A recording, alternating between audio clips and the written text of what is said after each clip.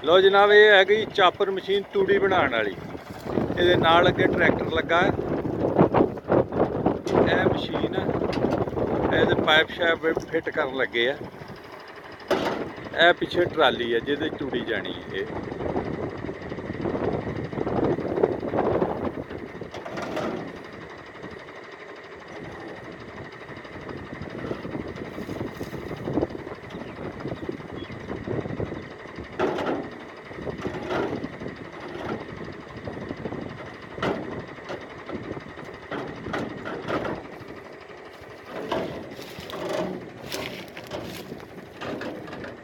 दूसरी साइड पे चले गया ये क्लिप।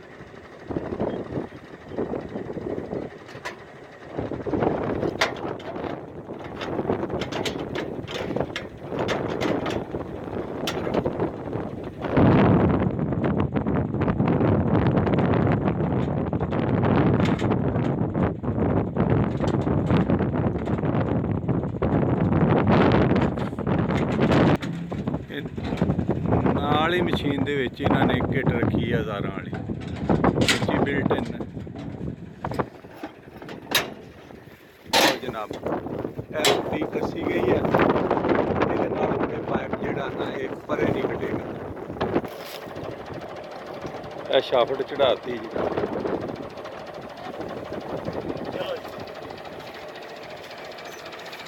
बिस्मिल्लाहिर्रहमानिर्रहीम।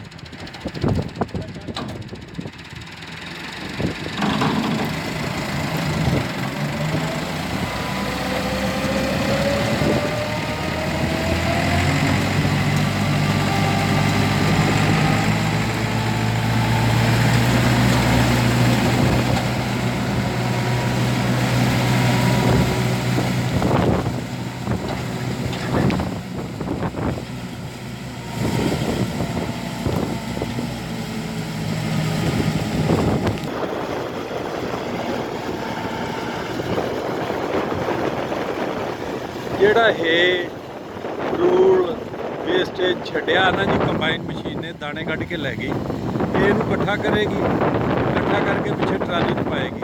ਇਹ ਤੂੜੀ ਜਾਂ ਭੂਸਾ ਬਣ ਜਾਏਗਾ ਜੀ। ਇਹ ਮਵੈਸ਼ੀਆਂ ਦੇ ਢੋਰ ਡੰਗਰਾਂ ਦੇ ਖੁਰਾਕ ਦੇ ਕੰਮ ਆਏਗਾ। ਅੱਲਾਹ ਤਾਲਾ ਨੇ ਕੋਈ ਵੀ ਚੀਜ਼ ਜਿਹੜੀ ਆ ਬੇਕਾਰ ਪੈਦਾ ਨਹੀਂ ਕੀਤੀ। ਪਹਿਲੇ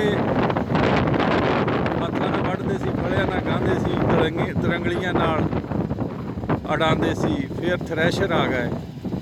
ਹੁਣ ਇਸ ਵੇਲੇ ਜਿਹੜੀ ਹੈ ਨਾ ਜੀ ਜਦੀਦ ਉਹ ਇਹੀ ਹੈ ਜੀ। ਇਹਦੇ ਤੋਂ ਆਲਾ ਵੀ ਮਸ਼ੀਨ ਆ ਗਈ ਆ ਜਿਹੜੀ ਤੂੜੀ ਵੀ ਨਾਲ ਨਾਲ ਬਣਾਉਂਦੀ ਰਹਿੰਦੀ ਆ ਔਰ ਦਾਣੇ ਵੀ ਕੱਢਦੀ ਹੈ। ਲੇਕਿਨ ਇਸ ਇਲਾਕੇ 'ਚ ਨਹੀਂ ਹਜੇ ਆਈ।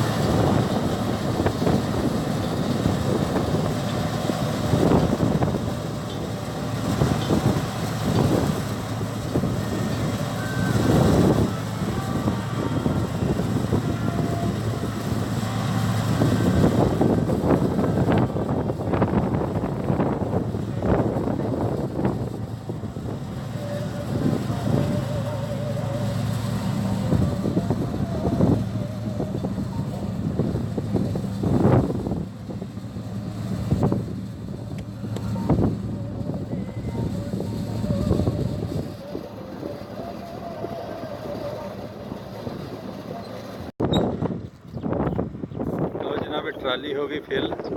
ਇਹਨੂੰ ਹੁਣ ਕਰਨ ਲੱਗੇ ਅਨਲੋਡ ਕਰਨ ਤੋਂ ਪਹਿਲੇ ਉਹ ਪਾਈਪ ਵਗੈਰਾ ਜਿਹੜੇ ਆ ਪਹਿਲਾਂ ਉਤਾਰਨਾ ਪੈਂਦਾ ਤਾਂ ਕਿ ਟੁੱਟ ਨਾ ਜਾਏ। ਇਹਨੂੰ ਕਹਿੰਦੇ ਅਟਕਲ ਪੱਚੂ।